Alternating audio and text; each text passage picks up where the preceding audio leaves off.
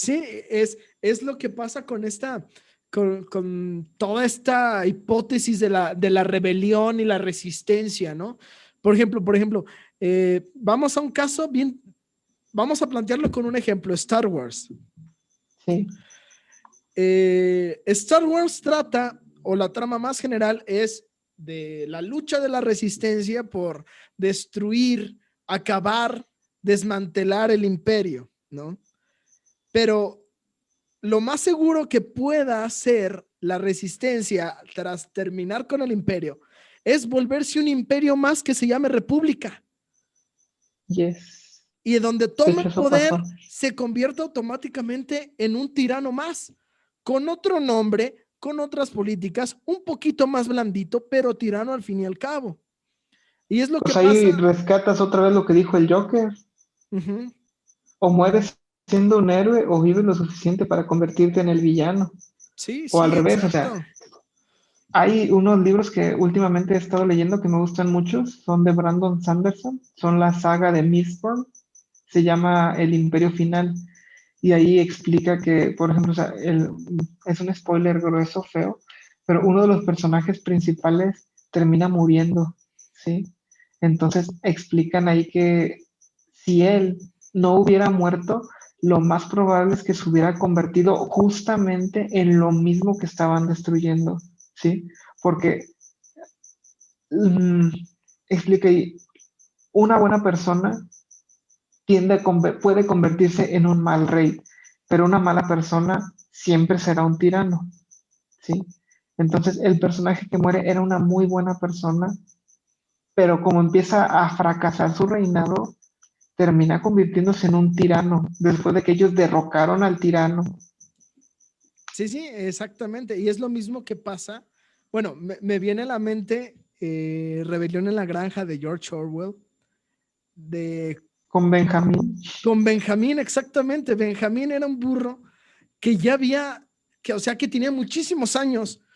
Y entonces su percepción de toda la rebelión que estaban haciendo los animales era, él decía, palabras más, palabras menos, voy a parafrasear la idea, que no importaba lo que pasara al final, todo iba a seguir siendo igual, y todo iba a seguir siendo exactamente lo mismo. Es un tema complejo, un tema complejo, un tema que puede dar para hablar muchísimo, muchísimo. Porque al final de cuentas, y esto se percibe mucho, o al menos es mi percepción sobre la política en México, de la cual yo reitero, espero estar completamente equivocado y que todo esto que pienso no sea así y que realmente haya un sol del otro lado que algún día veremos. Está este hecho de que Solo ya más yo, acuérdate que a Pennywise también le decían el sol.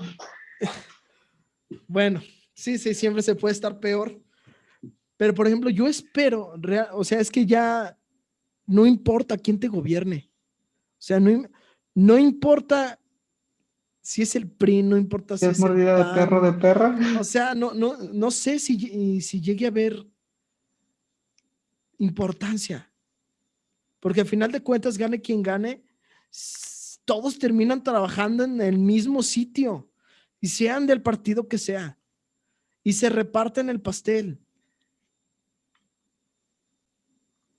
Ahí yo siento que Es, sí tenemos que rescatar la frase de que los gobiernos chingones no generan países chingones. Los países chingones son los que forman gobiernos chingones, ¿sí? Entonces yo siento que sería irresponsable de nuestra parte sentir, creer, imaginar o alimentar la idea de que es el gobierno quien tiene la responsabilidad de resolver los problemas que se enfrenta una nación, ¿sí? En su momento, cuando aquí en Jalisco nos tocó el segundo botón de emergencia, le hacía yo el comentario a mi papá, ¿sí? Llegamos al punto en el que no es culpa ni responsabilidad del gobierno el número de contagios que estamos viendo día con día, ¿sí? Si las personas no ponemos de nuestra parte, no empezamos a cuidarnos, no dejamos de salir, no nos ponemos el cubrebocas, inevitablemente el número de contagios va a seguir aumentando y el número de muertes va a seguir aumentando y las medidas van a ser inevitablemente cada vez más duras, más rígidas, más estrictas y más poco humanitarias, ¿sí? Pero igual, o sea, no importa qué tan dura sea la medida si las personas no empezamos a poner de nuestra parte.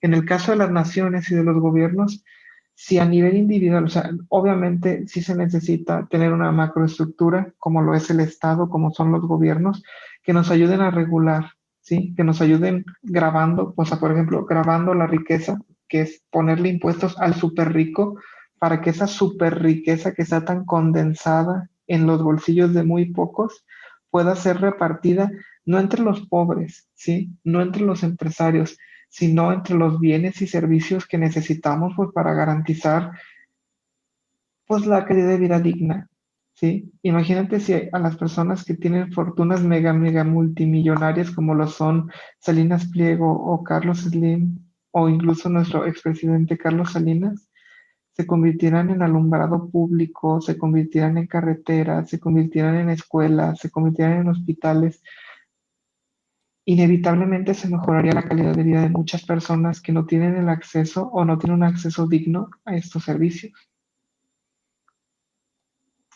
¿Cierto? Sí.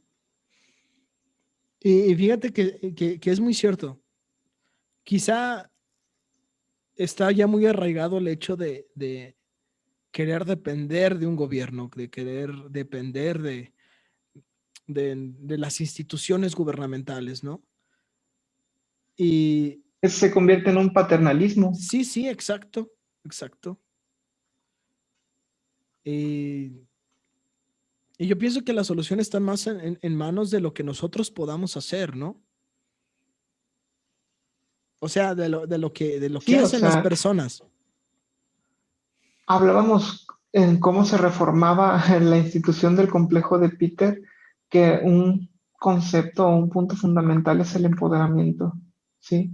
Y en el momento en el que yo reconozco el impacto, el peso y la importancia que tienen mis acciones dentro del bienestar político y general de mi país, tengo la oportunidad de, con toda esta responsabilidad que acabo de descubrir en mí, actuar de forma más consciente, ¿sí? Buscar que mis acciones en verdad cuenten, en verdad tengan un eco positivo en mi contexto y convertir, o sea, elegir convertirme cada día en un factor protector en lugar de un problema más. Decía un buen meme, dijo, sea bueno, hijos de puta, ya hay muchos.